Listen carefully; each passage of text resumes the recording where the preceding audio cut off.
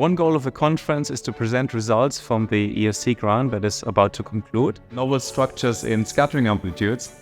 It turns out that there's interesting structures that are shared between particle physics and cosmology. So I'm very excited to explore with my colleagues from these different fields, from cosmology and from mathematics, to see how we can interact and develop these new directions.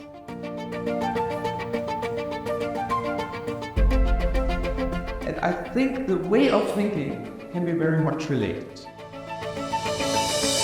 Really telling you that every Youngian invariant.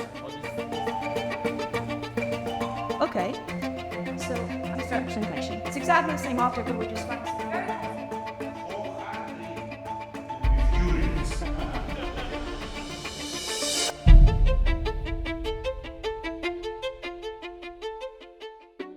Scattering amplitudes are probability distributions which tell us what happens when particles collide and interact. Specifically in our project, we developed new methods which are relevant for processes with 2 particles coming in and 3 particles coming out. So my work is based on studying Feynman integrals. These integrals are necessary to make high-precision predictions for scattering experiments like the LHC at CERN.